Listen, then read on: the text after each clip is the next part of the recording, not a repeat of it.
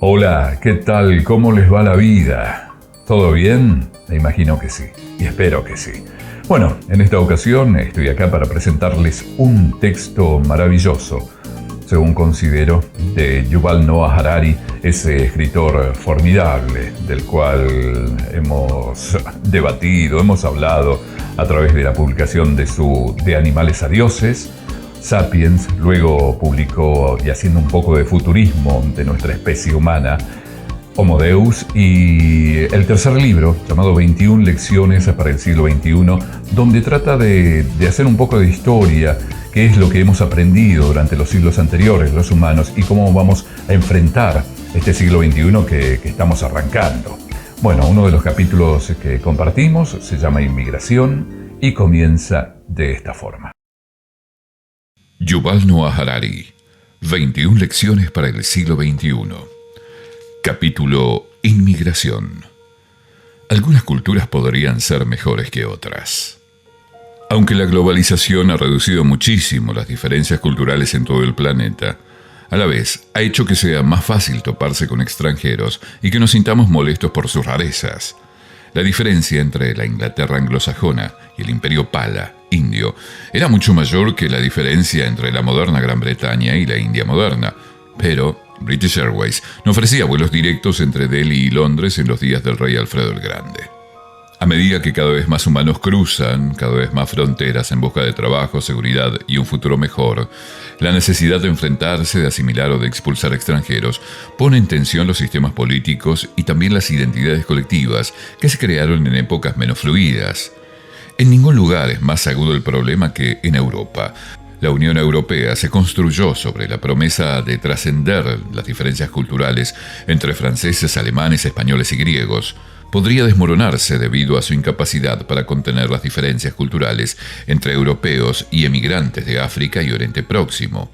Irónicamente, el gran éxito de Europa en la creación de un sistema multicultural próspero es lo que ha traído a tantos emigrantes en primer lugar. Los sirios prefieren emigrar a Alemania antes que a Arabia Saudí, Irán, Rusia o Japón, no porque Alemania esté más cerca o sea más rica que los demás destinos potenciales, sino porque Alemania tiene un historial mucho mejor a la hora de recibir de buena manera, de asimilar a los inmigrantes. La creciente oleada de refugiados e inmigrantes produce reacciones contradictorias en los europeos y provoca ásperos debates sobre la identidad y el futuro de Europa. Algunos europeos exigen que Europa cierre de golpe sus puertas. ¿Están traicionando los ideales multiculturales y tolerantes de Europa o simplemente dando los pasos sensatos para evitar el desastre? Otros claman para que se abran más puertas. ¿Son fieles a los valores europeos fundamentales o son culpables de endilgar al proyecto europeo expectativas imposibles? Esta discusión sobre la inmigración suele degenerar en una pelea a gritos en la que ninguna parte escucha a la otra. Para clarificar las cosas, quizá ayude a contemplar la inmigración como un pacto con 3 condiciones o términos básicos. Término 1. El país anfitrión permite la entrada de inmigrantes en su territorio. Término 2. A cambio, los inmigrantes deben adoptar al menos las normas y los valores fundamentales del país anfitrión, aunque ello implique abandonar algunas de sus normas y valores tradicionales. Término 3. Si los inmigrantes se asimilan hasta cierto grado con el tiempo, se van a convertir en miembros iguales y completos del país anfitrión. Ellos se transforman en nosotros. Estos 3 términos dan origen a 3 debates sobre el significado exacto de cada término. Un cuarto debate concierne al cumplimiento de términos. Cuando la gente habla de inmigración, suele confundir los 4 debates, de modo que nadie entiende de qué va en verdad la discusión. Por tanto, es mejor considerar cada uno de dichos debates por separados. El debate 1. El país anfitrión permite la entrada de inmigrantes en su territorio. Bueno, la primera cláusula del pacto de inmigración reza simplemente que el país anfitrión permite la entrada de inmigrantes, pero ¿esto debe considerarse un deber o un favor? ¿Está obligado el país anfitrión a abrir sus puertas a todo el mundo o tiene el derecho de seleccionar e incluso de detener totalmente la inmigración? Los proinmigracionistas parecen pensar que los países tienen el deber moral de aceptar no solo a refugiados, sino también a personas de países azotados por la pobreza que buscan trabajo y un futuro mejor. En especial, En un mundo globalizado, todos los humanos tienen obligaciones morales hacia los demás humanos, y quienes las eluden son egoístas o incluso racistas. Además, muchos proinmigracionistas señalan que es imposible frenar completamente la inmigración y que no importa cuántos muros y vallas erijamos, pues la gente desesperada siempre encontrará una manera de entrar. De modo que es mejor legalizar la inmigración y tratar con ella abiertamente que crear un enorme submundo de tráfico humano, trabajadores ilegales y niños sin papeles. Por otro lado, los antiinmigracionistas replican que, usando la fuerza suficiente, puede detenerse por completo la inmigración y, excepto quizá en el caso de refugiados que huyen de una persecución brutal en un país vecino, no estamos obligados a abrir nuestras puertas. Turquía puede tener el deber moral de permitir que los desesperados refugiados sirios crucen su frontera, pero si después dichos refugiados intentan desplazarse a Suecia, los suecos no están obligados a aceptarlos. En cuanto a los migrantes que buscan trabajo y beneficios sociales, depende totalmente del país anfitrión decidir si los quiere o si no, y en qué condiciones. Los antiinmigracionistas destacan que uno de los derechos más básicos de cada colectivo humano es defenderse contra la invasión, en forma ya sea de ejércitos, ya sea de inmigrantes. Los suecos han trabajado con mucho ahínco y han hecho numerosos sacrificios para crear una democracia liberal próspera, y si los sirios no han conseguido hacer lo mismo, no es culpa de los suecos. Si los votantes suecos no quieren que entren más inmigrantes sirios a su país por la razón que sea, están en su derecho de negarles la entrada. Y si aceptan a algunos inmigrantes, debería quedar muy claro que es un favor que Suecia ofrece y no una obligación que Suecia está cumpliendo, lo que significa que los inmigrantes a quienes se permite entrar a Suecia tienen que sentirse muy agradecidos por aquello que obtengan, en lugar de llegar con una lista de peticiones como si fuesen los dueños del lugar. Además, dicen los antiinmigracionistas, un país puede tener la política de inmigración que quiera y evaluar a los inmigrantes no solo por sus antecedentes penales o talentos profesionales, sino incluso por cosas como la religión. Tal vez parezca desagradable que un país como Israel solo quiera permitir la entrada en él a judíos y uno como Polonia solo acceda a asumir refugiados de Oriente Próximo, a condición de que sean cristianos, pero está perfectamente en consonancia con los derechos de los votantes israelíes y los polacos. Lo que complica las cosas es que en muchos casos la gente quiere nadar y guardar la ropa. Numerosos países hacen la vista gorda ante la inmigración ilegal o incluso aceptan a trabajadores extranjeros por un tiempo porque quieren beneficiarse de la energía y el talento, así como el trabajo, bastante barato de estos. Sin embargo, los países rehúsan después a legalizar las condiciones de estas personas, alegando que no quieren la inmigración. A la larga, esto podría crear sociedades jerárquicas en las que una clase alta de ciudadanos con pleno derecho explota a una subclase de extranjeros impotentes, como ocurre en la actualidad en Qatar y también en otros estados del Golfo Pérsico. Mientras este debate no se zanje, es dificilísimo responder a todas las preguntas que conlleva la inmigración, puesto que los proinmigracionistas piensan que la gente tiene derecho a inmigrar a otro país si así lo desea, y los países anfitriones el deber de acogerlos, reaccionan con indignación moral cuando se viola el derecho de la gente a inmigrar y cuando hay países que no consiguen cumplir con su deber de acogida. Los antiinmigracionistas se quedan anonadados ante estas ideas. Consideran que la inmigración es un privilegio y la acogida un favor. ¿Por qué acusar a la gente de ser racistas o fascistas solo porque rechacen la entrada a su propio país? Desde luego, incluso si permitir la entrada de inmigrantes es un favor y no un deber, una vez que los inmigrantes se establecen, el país anfitrión contrae poco a poco numerosos deberes para con ellos y también sus descendientes. Así, no podemos justificar el antisemitismo en el Estados Unidos actual aduciendo que le hicimos un favor a tu bisabuela dejándola entrar a este país en 1910, de manera que ahora podemos tratarlos como nos plazca. Debate 2. La segunda cláusula del Pacto de la Inmigración dice que si se les deja entrar, los inmigrantes tienen la obligación de integrarse en la cultura local. Pero, ¿hasta dónde ha de llegar la integración? Si los inmigrantes pasan de una sociedad patriarcal a una liberal, ¿tienen que hacerse feministas? Si proceden de una sociedad profundamente religiosa, ¿es necesario que adopten una visión laica del mundo? ¿Deberían abandonar sus códigos tradicionales de vestimenta y sus tabúes alimentarios? Los anti-inmigracionistas tienden a situar el listón alto, mientras que los pro-inmigracionistas lo colocan mucho más bajo. Los proinmigracionistas aducen que la misma Europa es muy diversa y que sus poblaciones nativas cuentan con un amplio espectro de opiniones, hábitos y valores. Esto es precisamente lo que hace que Europa sea dinámica y fuerte. ¿Por qué habría de obligarse a los inmigrantes a plegarse a alguna identidad europea imaginaria respecto a la cual los europeos están realmente a la altura? ¿Acaso quiere obligarse a los inmigrantes musulmanes del Reino Unido a convertirse en cristianos cuando muchos ciudadanos británicos apenas pisan la iglesia? ¿Queremos pedir a los inmigrantes del Punjab que abandonen su curry y su masala en favor de la fritura de pescado con patatas y el pudding de Yorkshire? Si Europa posee algunos valores fundamentales reales, son los valores liberales de la tolerancia y la libertad, que implican que los europeos deben mostrar tolerancia también hacia los inmigrantes y concederles tanta libertad como sea posible para que sigan sus propias tradiciones, siempre que éstas no perjudiquen las libertades y los derechos de las otras personas.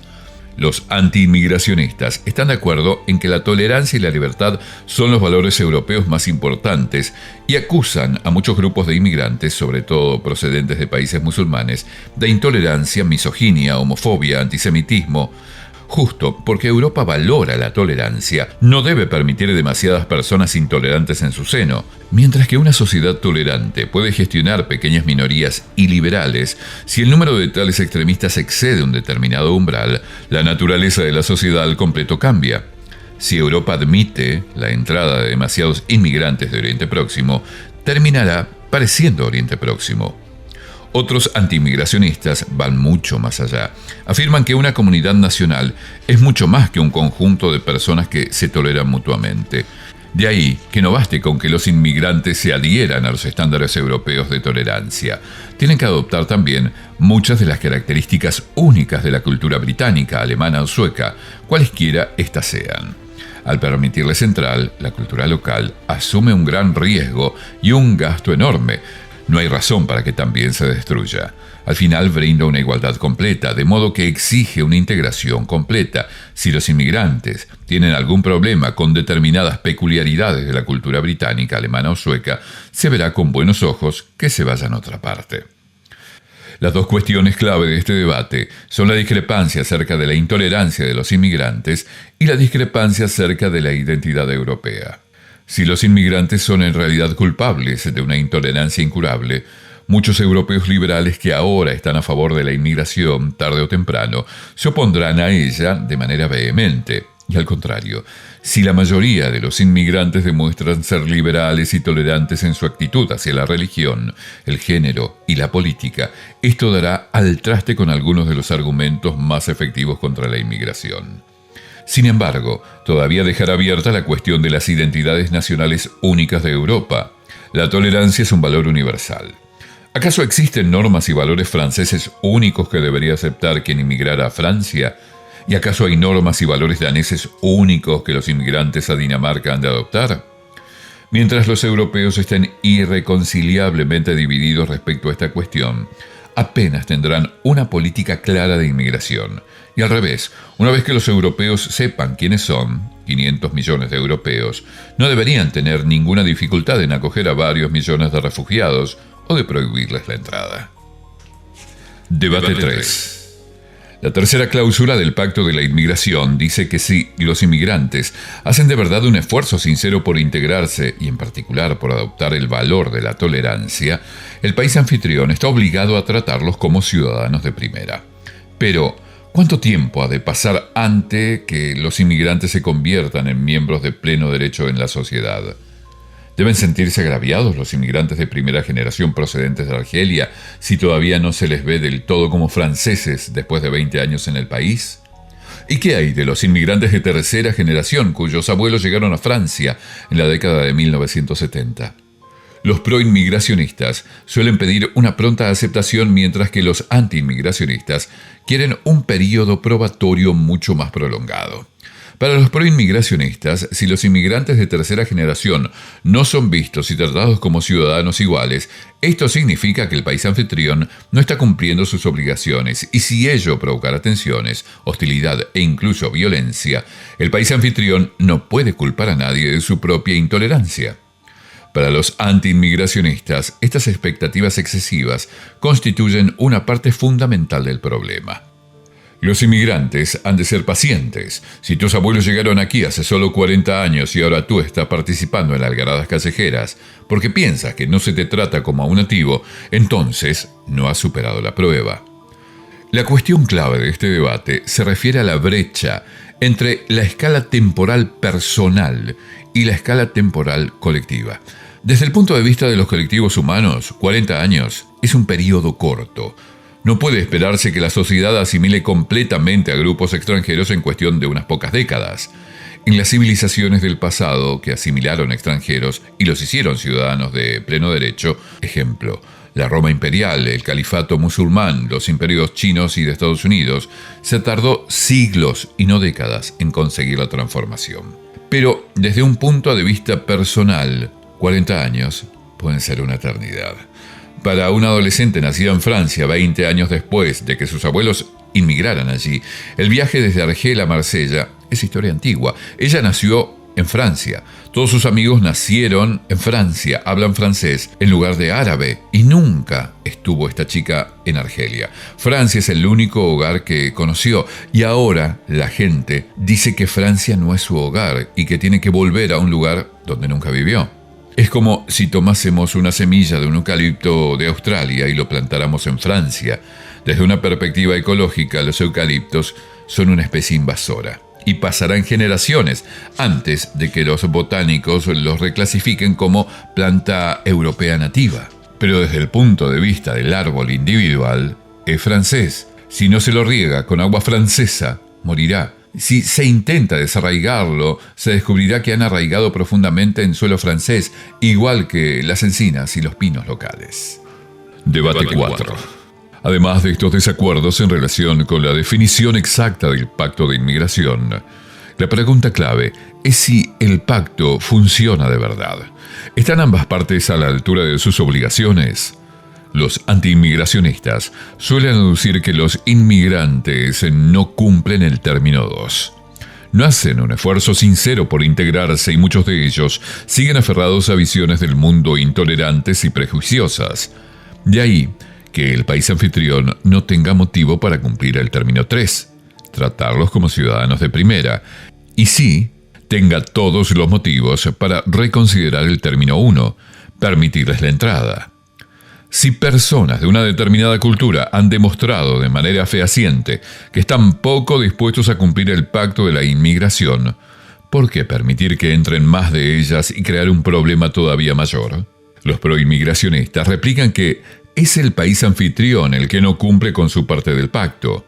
A pesar de los esfuerzos honestos de la enorme mayoría de los inmigrantes para integrarse, los anfitriones les dificultan conseguirlo y, peor todavía, aquellos inmigrantes que se integran con éxito siguen siendo tratados como ciudadanos de segunda, incluso en la segunda y tercera generaciones. Desde luego, es posible que ambas partes no estén a la altura de sus compromisos, con lo que promueven las sospechas y los resentimientos de la otra parte, en lo que se convierte en un círculo vicioso creciente. Este cuarto debate no puede resolverse antes de dar la definición exacta de los 3 términos. Mientras no sepamos si la integración es un deber o un favor, qué nivel de integración se exige a los inmigrantes y con qué rapidez los países anfitriones deben tratarlos como ciudadanos de pleno derecho, no podremos juzgar si las dos partes cumplen con sus obligaciones. Hay un problema adicional en la contabilidad. Cuando se evalúa el pacto de inmigración, ambas partes conceden mucho más peso a las infracciones que al cumplimiento. Ejemplo, si 1 millón de inmigrantes son ciudadanos respetuosos de las leyes, pero 100 se unen a grupos terroristas y atacan al país anfitrión, ¿significa eso que en su conjunto los inmigrantes cumplen con los términos del acuerdo o que los violan? Si una inmigrante de tercera generación pasea por la calle 1000 veces sin que se la moleste, pero en alguna ocasión algún racista la insulta a gritos, ¿Significa eso que la población nativa acepta o rechaza a los inmigrantes? Pero subyacente a todos estos debates, acecha una cuestión mucho más fundamental que concierne a nuestra visión de la cultura humana. ¿Participamos en el debate de la inmigración desde el supuesto de que todas las culturas son intrínsecamente iguales? ¿O pensamos que algunas culturas podrían ser superiores a otras? Cuando los alemanes discuten acerca de asimilar a 1 millón de refugiados sirios, ¿se los puede justificar porque piensen que la cultura alemana es en algún aspecto mejor que la siria? Del racismo al culturismo. Hace un siglo los europeos daban por sentado que algunas razas, en especial la raza blanca, eran intrínsecamente superiores a otras. Después de 1945, estas ideas se convirtieron cada vez más en anatema. El racismo se veía no solo como algo pésimo desde el punto de vista moral, sino que también estaba desacreditado desde el científico. Los científicos de la vida, y en particular los genetistas, han dado pruebas científicas muy sólidas de que las diferencias biológicas entre europeos, africanos, chinos, norteamericanos nativos son nimias. Sin embargo, al mismo tiempo, antropólogos, sociólogos, historiadores, economistas del comportamiento e incluso neurocientíficos han acumulado gran cantidad de datos de la existencia de diferencias importantes entre las culturas humanas. De hecho, si todas las culturas humanas fueran en esencia la misma, ¿por qué necesitaríamos a antropólogos e historiadores? ¿Por qué invertir recursos en el estudio de las diferencias triviales? Como mínimo, tendríamos que dejar de financiar todas estas costosas expediciones de campo al Pacífico Sur y al desierto de Kalahari y contentarnos con estudiar a la gente de Oxford o Boston. Si las diferencias culturales son insignificantes, entonces aquello que descubramos acerca de los estudiantes de Harvard también tiene que ser cierto en los cazadores-recolectores de Kalahari. Cuando reflexiona, la mayoría de la gente admite la existencia de al menos algunas diferencias importantes entre las culturas humanas, en aspectos que van desde las costumbres sexuales hasta los hábitos políticos. ¿Cómo abordar entonces tales diferencias? Los relativistas culturales dicen que la diferencia no implica jerarquía y que nunca hemos de preferir una cultura a otra. Los humanos pueden pensar y comportarse de maneras diversas, pero debemos celebrar dicha diversidad y conceder igual valor a todas las creencias y prácticas.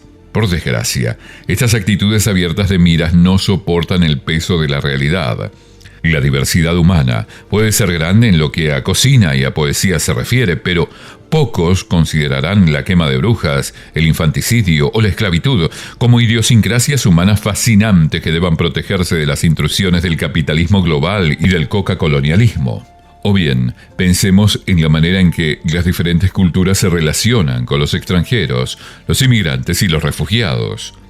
No todas las culturas se caracterizan por el mismo nivel de aceptación.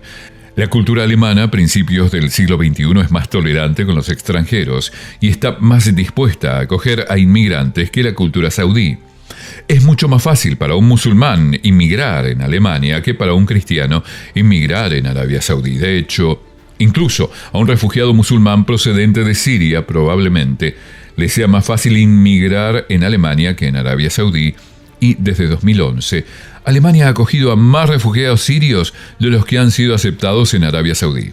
De manera similar, el peso de la evidencia sugiere que la cultura de California, a principios del siglo XXI, es más favorable para los inmigrantes que la cultura de Japón. De ahí que si la persona que escucha cree que es bueno tolerar a los extranjeros y dar la bienvenida a los inmigrantes, debería pensar también que al menos en este aspecto la cultura alemana es superior a la saudí. ¿Y la cultura californiana es mejor que la japonesa? Además, aunque dos normas culturales sean igualmente válidas en la teoría, en el contexto práctico de la inmigración, todavía podría estar justificado pensar que la cultura anfitriona es la mejor. Las normas y los valores que sirven en un país simplemente no funcionan bien en circunstancias diferentes. Observemos con detenimiento un ejemplo concreto. A fin de no ser presa de los prejuicios bien arraigados, imaginemos dos países ficticios: Friolandia y Calidostán. Los dos países tienen muchas diferencias culturales, entre los cuales figura su actitud hacia las relaciones humanas y el conflicto interpersonal. A los friolandeses se los educan desde la infancia para que si entran en conflicto con alguien en la escuela, el trabajo o incluso la propia familia, lo mejor es que se contengan.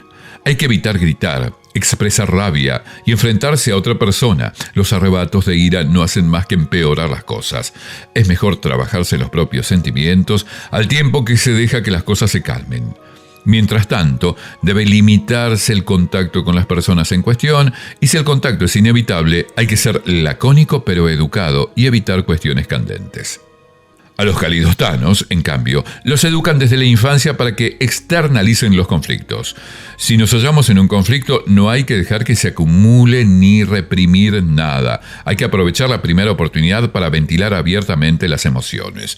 Está bien enfadarse, gritar y decirle a la otra persona exactamente cómo nos sentimos.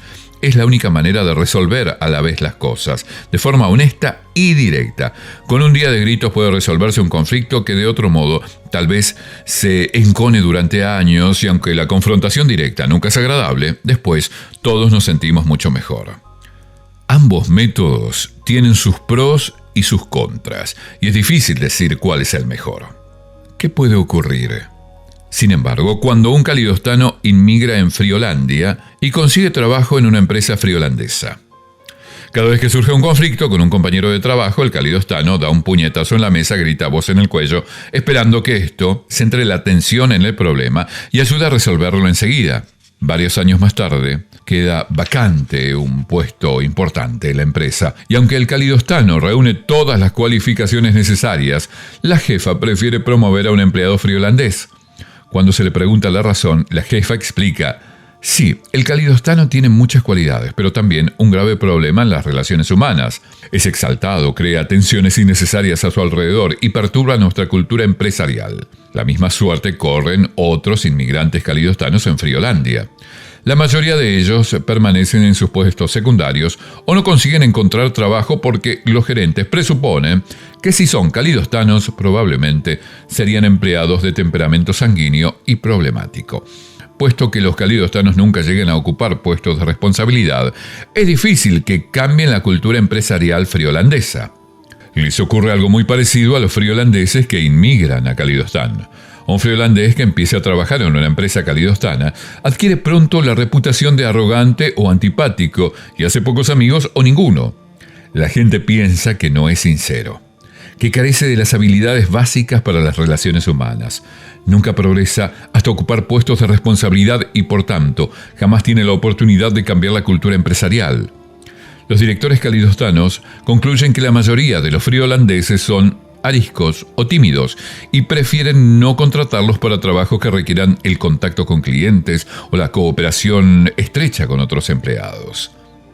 Ambos podrían parecer casos de racismo, pero en realidad no son hechos racistas, son hechos culturistas. Aquí hago un paréntesis en la lectura para explicar al oyente que el término culturista difiere totalmente con el de la RAE, de la Real Academia Española. Aquí el autor lo utiliza como un neologismo. Retomo la lectura del párrafo anterior. Ambos podrían parecer casos de racismo, pero en realidad no son hechos racistas, son culturistas. La gente continúa llevando a cabo una heroica lucha contra el racismo tradicional sin darse cuenta de que el frente de batalla ha cambiado. El racismo tradicional estaba firmemente asentado sobre teorías biológicas. En la década de 1890 o 1930 se creía de manera general, por ejemplo, en Gran Bretaña, Australia y Estados Unidos, que algún rasgo biológico hereditario hace que los africanos y los chinos sean de manera innata menos inteligentes, menos emprendedores y menos morales que los europeos. El problema residía en su sangre. Tales opiniones gozaban de respetabilidad política, así como de un amplio soporte científico. Hoy en día, en cambio, aunque muchos individuos realizan todavía este tipo de aseveraciones racistas, estas han perdido todo su respaldo científico y la mayor parte de su respetabilidad política, a menos que se replanteen en términos culturales. Decir que las personas negras suelen cometer crímenes porque tienen genes de calidad inferior no está de moda. Decir que suelen cometer crímenes porque provienen de culturas disfuncionales está muy de moda. En Estados Unidos, por ejemplo, algunos partidos y dirigentes apoyan abiertamente políticas discriminatorias y suelen hacer observaciones denigrantes de los afroamericanos, los latinos y también los musulmanes, pero rara vez o nunca dicen que haya algo erróneo en su ADN. Se desprende que el problema radique en su cultura. Así, cuando el presidente Trump describió a Haití, El Salvador y algunas partes de África como países de mierda, en teoría planteaba a la opinión pública una reflexión sobre la cultura de esos lugares y no sobre su constitución genética.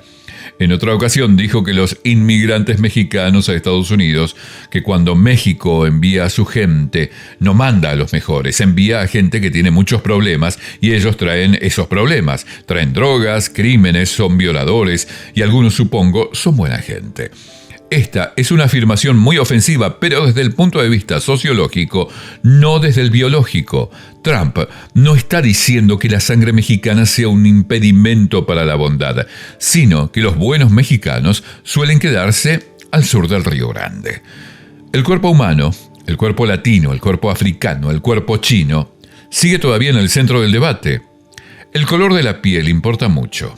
Andar por una calle de Nueva York con una piel con mucha melanina significa que, a donde sea que nos dirijamos, la policía podría mirarnos con recelo añadido. Pero personas como el presidente Trump y el presidente Obama explicarán la importancia del color de la piel en términos culturales e históricos. La policía considera sospechoso el tono de nuestra piel no debido a ninguna razón biológica, sino más bien a la historia. Presumiblemente, los simpatizantes de Obama explicarán que este prejuicio de la policía es una herencia desafortunada de crímenes históricos como el esclavismo, mientras que los de la órbita de Trump explicarán que la criminalidad negra es una herencia desafortunada de errores históricos cometidos por liberales blancos y comunidades negras. En cualquier caso, incluso si uno es en realidad un turista de Nueva Delhi que no sabe nada acerca de la historia americana, tendrá que apechugar con las consecuencias de dicha historia. El paso de la biología a la cultura no es solo un cambio de jerga y ya está. Es un cambio profundo, con consecuencias prácticas trascendentales, algunas buenas, otras malas. En primer lugar, la cultura es más maleable que la biología.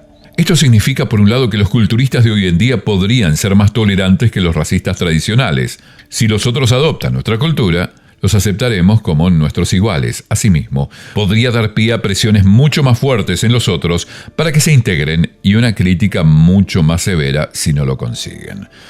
No puede acusarse a una persona de piel oscura de no blanquear su piel, pero la gente puede acusar, y lo hace, a africanos y musulmanes de no adoptar las normas y los valores de la cultura occidental, lo que no significa que dichas acusaciones estén necesariamente justificadas. En muchos casos, hay pocas razones para adoptar la cultura dominante y en muchos otros se trata de una misión casi imposible. Los afroamericanos de un suburbio azotado por la pobreza que intenten con honestidad encajar en la cultura norteamericana hegemónica, para empezar, podrían hallar su camino bloqueado por la discriminación institucional, solo para ser acusados después de que no hicieran el esfuerzo suficiente y de que, por lo tanto, no deben culparse a sí mismos de sus problemas.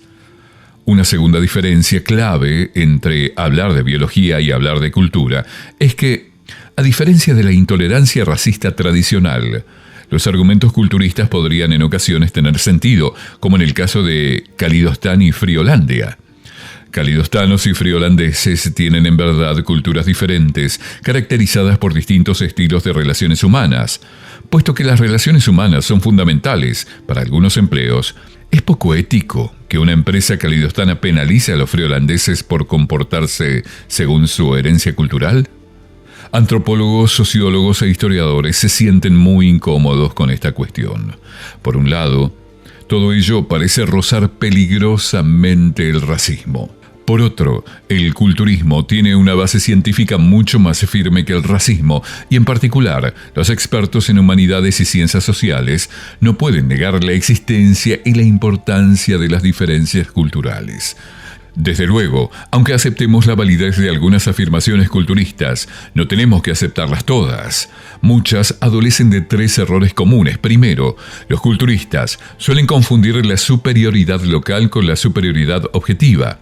Así, en el contexto de Kalidostán, el método calistodano de resolución de conflictos podría muy bien ser superior al método friolandés, en cuyo caso, una empresa calistodana que opere en Kalidostán tiene una buena razón para discriminar a los empleados introvertidos, lo que penalizará de manera desproporcionada a los inmigrantes friolandeses. Sin embargo, esto no significa que el método calistodano sea objetivamente mejor. Los calistodanos podrían quizá aprender un par de cosas de los friolandeses, y si las circunstancias cambian, por ejemplo, si la empresa calistodana se hace global y abre sucursales en muchos países, la diversidad podría convertirse de repente en un activo. En segundo lugar, cuando se define con claridad un criterio, una época y un lugar, las declaraciones culturistas bien pueden ser sensatas desde el punto de vista empírico. Pero con demasiada frecuencia, la gente adopta afirmaciones culturistas muy generales, lo que tiene poco sentido. Así, decir que la cultura friolandesa es menos tolerante con los arrebatos públicos de cólera que la cultura calidostana es una afirmación razonable, pero resulta mucho menos razonable decir que la cultura musulmana es muy intolerante. Esta última afirmación es sumamente vaga. ¿Qué queremos decir con intolerante? Esta última afirmación es sumamente vaga. ¿Qué queremos decir con intolerante? ¿Intolerante con quién o con qué? Una cultura puede ser intolerante con las minorías religiosas y las opiniones políticas insólitas, mientras que, a la vez, puede ser muy tolerante con las personas obesas o los ancianos. ¿Y qué queremos decir con cultura musulmana? ¿Estamos hablando de la península arábiga del siglo VII? ¿Del Imperio Otomano del siglo XVI? ¿De Pakistán a principios del siglo XXI? Por último, ¿cuál es el estándar de comparación? Si nos ocupamos de la tolerancia hacia las minorías religiosas y comparamos el Imperio Otomano del siglo XVI con Europa Occidental en el siglo XVI, podemos llegar a la conclusión de que la cultura musulmana es muy tolerante. Si comparamos el Afganistán de los talibanes con la Dinamarca contemporánea, llegaremos a una conclusión muy diferente. Pero el peor problema de las afirmaciones culturistas es que, a pesar de su naturaleza estadística, suelen utilizarse demasiado a menudo para prejuzgar a los individuos. Cuando un nativo calidostano y un inmigrante friolandés solicitan el mismo puesto en una empresa calidostana, el gerente puede preferir contratar al calidostano porque los friolandeses son fríos e insociables. Incluso si eso es cierto estadísticamente, quizá ese friolandés concreto sea en realidad mucho más cálido y extrovertido que este calidostano en concreto. Aunque la cultura es importante, las personas son también modeladas por sus genes y su historia personal única. Los individuos desafían a menudo estos estereotipos estadísticos. Tiene sentido que una empresa prefiera a empleados sociables y no a impávidos, pero no lo tiene que preferir antes que a calidostanos que a friolandeses. Sin embargo, todo esto modifica las aseveraciones culturistas concretas sin desacreditar al culturismo en su conjunto. A diferencia del racismo, que es un prejuicio acientífico, los argumentos culturistas a veces resultan muy fiables. Si consultamos las estadísticas y descubrimos que las empresas calidostanas tienen a pocos friolandeses en puestos importantes, esto puede ser el resultado no de una discriminación racista, sino de decisiones acertadas. ¿Tendrían que albergar los inmigrantes friolandeses resentimiento ante esta situación y afirmar que Kalidostán reniega del pacto de inmigración? ¿Tendríamos que obligar a las empresas calidostanas a contratar a más gerentes friolandeses mediante medidas a favor de las minorías con la esperanza de enfriar la cultura empresarial exaltada de Kalidostán?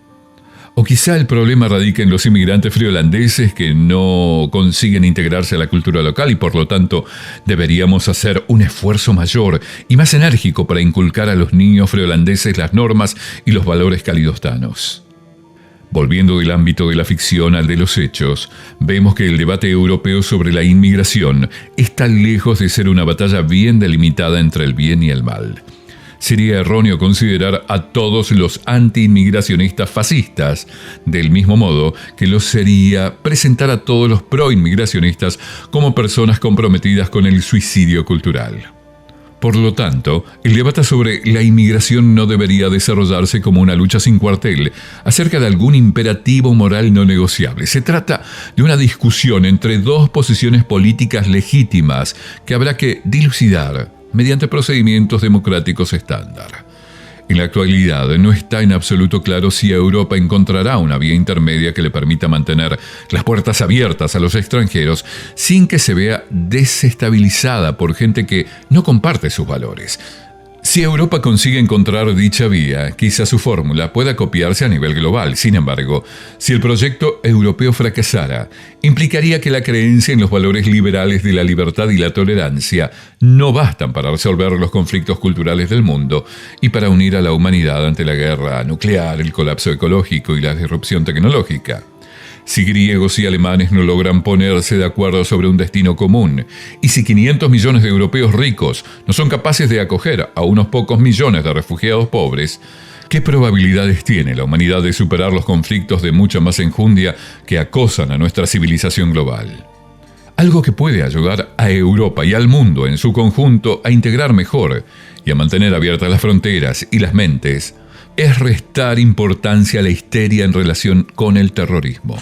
Sería muy lamentable que el experimento europeo de libertad y tolerancia se desintegrara debido a un temor exagerado a los terroristas. Esto no solo cumpliría con objetivos de los propios terroristas, sino que también concedería a ese puñado de locos una influencia demasiado grande sobre el futuro de la humanidad. El terrorismo es el arma de un segmento marginal y débil de la humanidad. ¿Cómo ha llegado a dominar la política global? Texto extraído del libro 21 lecciones para el siglo XXI de Yuval Noah Harari, autor de animales a dioses.